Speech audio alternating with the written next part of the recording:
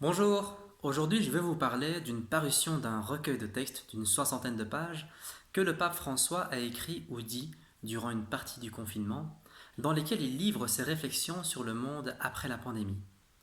Il s'agit exactement de 8 textes produits entre le 27 mars et le 22 avril. L'objectif poursuivi par cette petite vidéo est de dégager rapidement les grands traits de la pensée du pape durant cette période de confinement et de vous partager sa vision d'un monde meilleur après la pandémie. Le pape nous dit: n'ayez pas la mémoire courte. Il nous dit que pour tirer des leçons de cette crise et pour construire un monde meilleur, il est absolument important de ne pas considérer comme acquis le fait d'être à nouveau réunis et de pouvoir à nouveau fonctionner comme avant.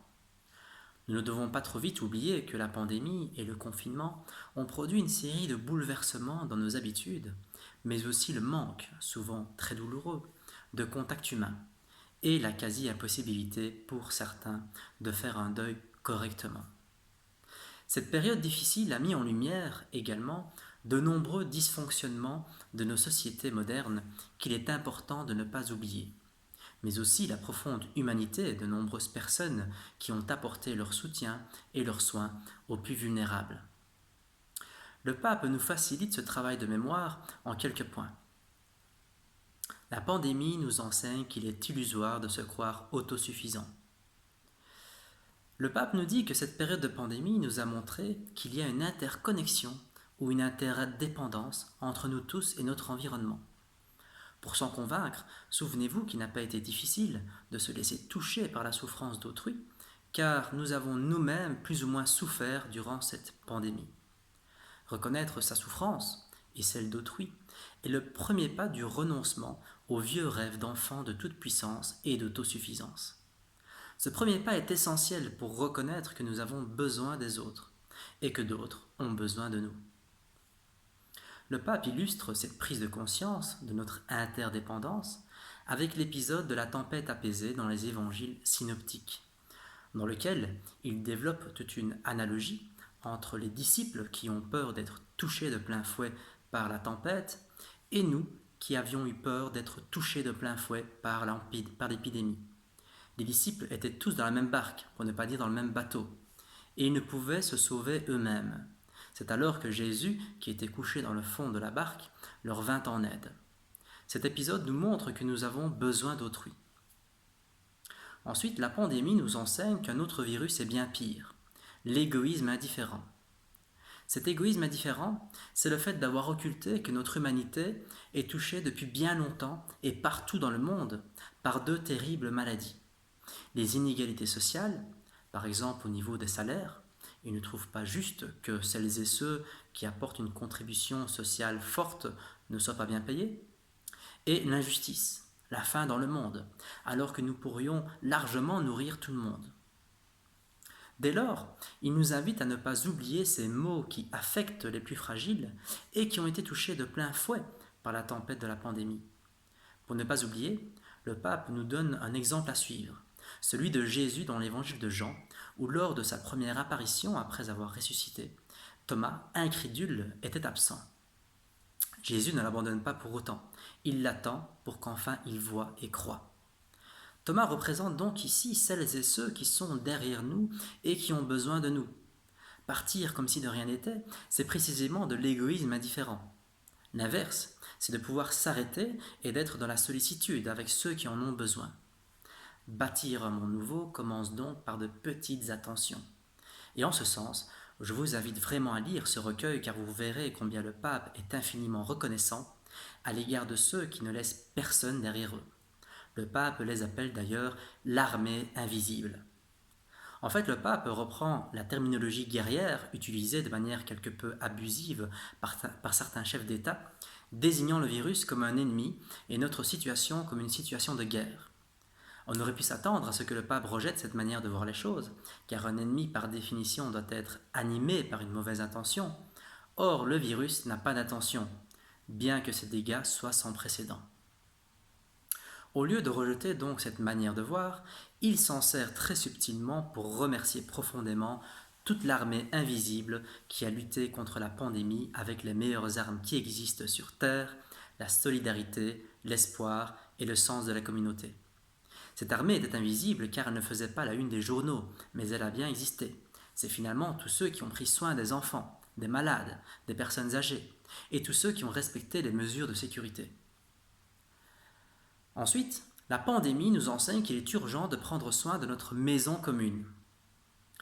Notre terre, le pape la nomme affectueusement notre maison commune, qui non seulement soutient notre vie, mais également avec laquelle nous partageons la même matière. Cette maison commune n'est pas qu'une ressource dans laquelle puiser pour se nourrir et pour notre petit confort. Le pape nous rappelle qu'être à l'image de Dieu, c'est prendre soin de l'environnement, en ce compris des animaux. C'est prendre soin de notre maison-jardin, autre expression du pape très parlante. Or, force est de constater que l'homme détruit et détériore son environnement. N'oublions pas cette chose essentielle que même les enfants n'auraient aucun mal à admettre. Il n'y a pas d'avenir pour nous si nous détruisons notre planète. Sans faire de la collapsologie en tant que telle, le pape François nous prévient, avec cette formule pleine de bon sens que lui a dite un jour un paysan espagnol, « Dieu pardonne toujours, l'homme parfois, la nature jamais ». Pour comprendre cette formule, il faut se convaincre que nous creusons notre propre tombe et celle de nos enfants en continuant comme avant, comme si de rien n'était. Les combustibles fossiles, la monoculture, la destruction des forêts tropicales ou encore l'industrie de l'armement, alors que trop peu de moyens sont investis dans les soins de santé. Gardons donc en mémoire que nous sommes tous reliés dans l'espace et dans le temps, et que toutes nos actions individuelles ont une conséquence pour les autres et pour notre belle terre. Enfin, la pandémie nous enseigne de garder espoir. Le pape François nous invite à ne pas oublier les paroles de Jésus qui furent adressées à Marie de Magdala et l'autre Marie. « Réjouis-toi » lorsqu'elles découvrirent le tombeau vide. Que fait ici le Christ ? Il rejoint celles qui sont endeuillées et les convie à transformer leur deuil en joie, par ses paroles, mais aussi parce qu'il manifeste déjà ici-bas ce qui nous attend, c'est-à-dire la victoire de la vie sur le désespoir et la mort. Il invite à ne pas succomber au désespoir en cette période de crise planétaire, mais à imiter les deux Maries qui se rendaient au tombeau avec des huiles aromatiques pour oindre le Christ. Imiter ce geste plein de sollicitude a consisté pour nombre d'entre nous à rester chez nous pour endiguer l'épidémie, à tous les travailleurs qui ont participé de près ou de loin aux soins prodigués, ou encore à tous ceux qui ont permis que nous puissions encore nous nourrir.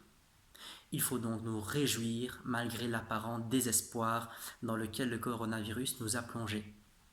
De nouveau, le pape reste très cohérent dans sa pensée, puisqu'il nous dit que cette réjouissance naît du lien que nous établissons avec les autres.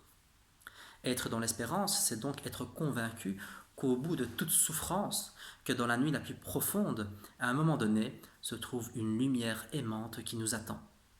Le pape est loin de faire un appel ici à la résignation. Il ne dit pas aux plus vulnérables de se contenter d'attendre et d'espérer un avenir meilleur après la mort. Cette manière de voir est un raccourci que l'on entend bien souvent lorsqu'on veut fustiger la religion de concevoir un bonheur qui se situerait uniquement dans l'au-delà et qui maintienne ses fidèles dans une attente bête et paralysante. Il n'en est rien, puisque le pape François lance à plusieurs reprises un appel aux autorités de porter leur attention et leur soutien aux plus vulnérables, les pauvres, les réfugiés, les sans-abri, et j'en passe. Il appelle constamment à un esprit de solidarité, surtout en ces temps de pandémie, et aux solutions innovatrices pour ne laisser personne dans la précarité. En conclusion, je dirais que la force du pape François, dans ses 8 textes, est la portée universelle de sa bienveillance.